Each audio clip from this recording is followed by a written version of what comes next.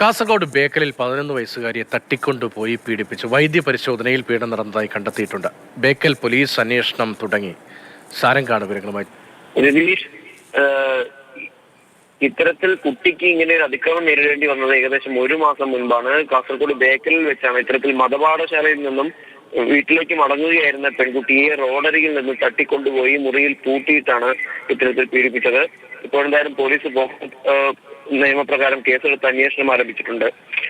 കുട്ടി മതപാഠശാലയിൽ നിന്ന് മടങ്ങുന്ന വഴി കറുത്തു തടിച്ച ഒരാൾ കുട്ടിയെ കടന്നു പിടിച്ചുകൊണ്ട് വാഹനത്തിൽ കയറ്റി തട്ടിക്കൊണ്ടുപോയതിനു ശേഷം പുതുമയിലെ ആളൊഴിഞ്ഞ കെട്ടിടത്തിൽ വെച്ച് വായിൽ തുണി തിരികിയതിനു ശേഷമാണ് രഹസ്യ ഭാഗങ്ങളിൽ സ്പർശിച്ചത് എന്നാണ് കുട്ടിയുടെ മൊഴി. എന്തായാലും വൈദ്യപരിശോധനയിൽ കുട്ടിയുടെ ആന്തരിക സ്വകാര്യ അവയവങ്ങൾക്കൊക്കെ തന്നെ ഇത്തരത്തിൽ പരിക്കേറ്റതായി കണ്ടെത്തിയിട്ടുണ്ട്.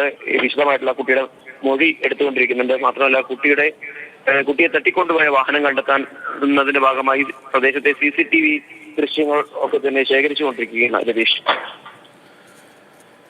കാസർഗോഡ് ബേക്കലിലാണ് 11 വയസ്സുകാരിയെ തട്ടിക്കൊണ്ടുപോയി പീഡിപ്പിച്ചത്. വൈദ്യപരിശോധനയിൽ പീഡനം സ്ഥിരീകരിക്കുകയായിരുന്നു. സാരംഗാണ് വിവരങ്ങൾ നൽകിയത്.